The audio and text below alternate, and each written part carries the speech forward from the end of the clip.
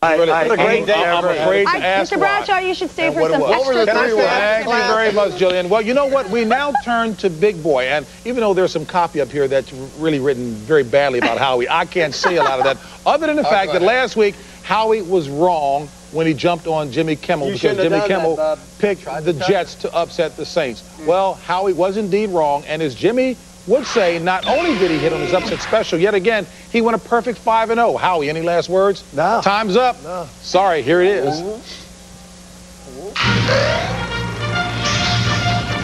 Thanks, JB. Yes, I was perfect last weekend, but I'm not the kind of guy who toots his own horn.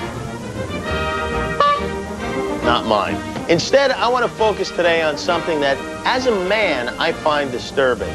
If you pay attention to the pregame show, you may have noticed that Howie Long is scared of Jillian Barbary. 290 or whatever. He will not speak to her. He will not look at her. He will not so much as inhale a whiff of her perfume. And why? Because he's whipped, that's why. This man, this 300-pound Oakland Raider who dares to give out tough guy awards will not make eye contact with a female coworker. I don't find that manly at all. Do you find that manly, producer Jim?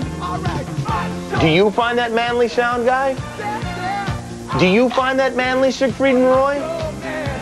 No, and if they don't find it manly, it's not. Listen, I know it's important to neuter your dog, but it's so sad to see this happen to a Hall of Famer. Speaking of the Hall of Fame, I'm not sure if there's a wing for prognosticators, but they might want to start building me one in Canton. Perfect weekend, 5-0 with my World Series pick. Just what I needed to bust this slump.